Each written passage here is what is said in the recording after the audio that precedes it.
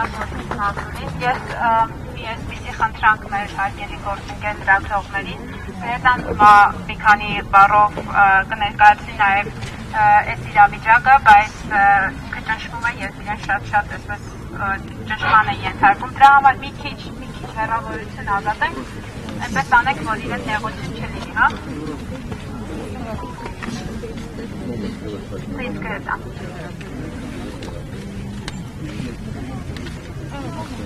It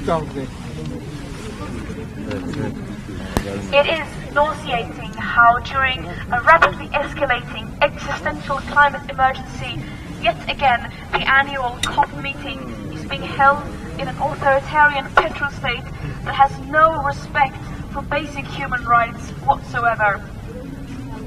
Azerbaijan has blood on its hands, both towards its own population with repression and ever-increasing crackdown on civil society, with the ethnic cleansing and genocidal acts against the Artsakhi Armenians, the torture, the forced displacement, and the continuous physical and psychological violence that they have had to go through is unacceptable.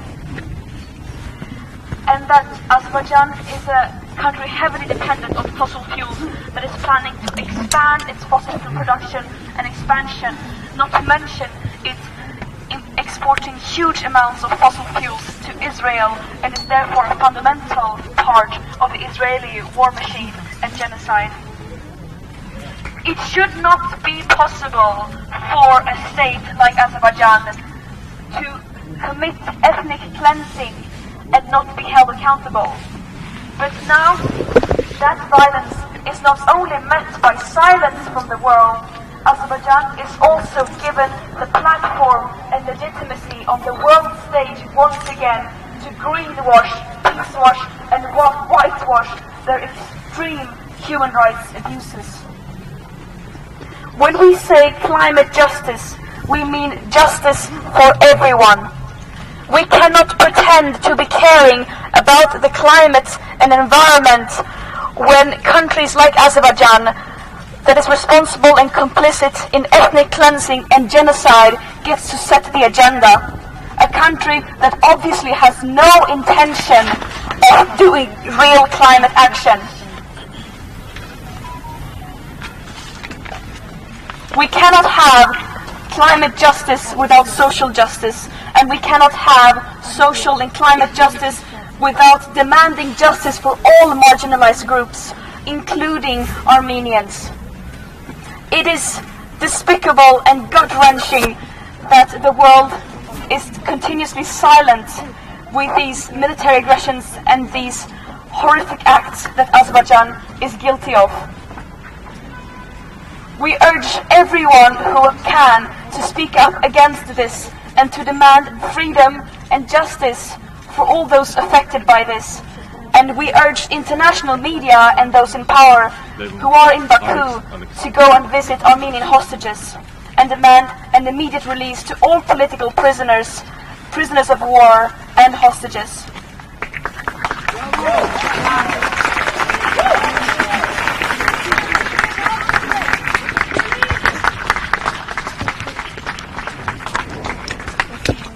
We will not fall for the lies of Azerbaijan when they are trying to greenwash their ethnic cleansing and crimes.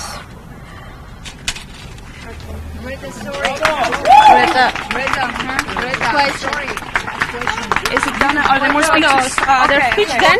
In the end. To Baku and you didn't go to Baku. But do you think that it is possible one day go and say the same thing there, just in Baku? Հետ կանգնեք, թող ինքը պատասխանել։ Հարգելի լրագրողներ, հետ եք կանգնում, ինքը ռոպրով պատասխանում է։ Yes. No, you can say just.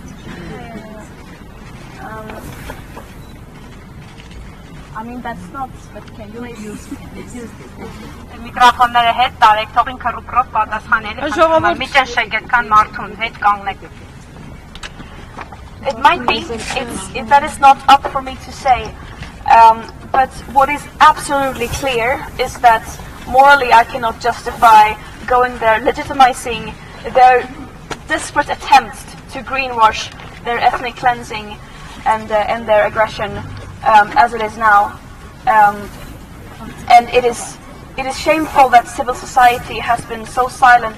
It is shameful that people in power are going there, legitimizing these actions, not only by continuing to importing fossil fuels from Azerbaijan, but also not addressing these issues when they are attending the COP. Because the basic principles that climate justice are built upon are completely incompatible with letting a country like Azerbaijan host the COP29 conference. Thank you, Գրետա։ Գերնեջան, okay. Մենք հիմա ամփոփիչ կամփոփենք միջոցառումը մագին նամակ հանձնելով եւ նամակի բովանդակությունը կարճ կներկայացնենք, բայց մեր այսօրվա հիմնական ուղերձներից նաեւ այն է, որ գերիները պիտի ազատ արձակվեն, այդ մասին խոսի Շուշանը։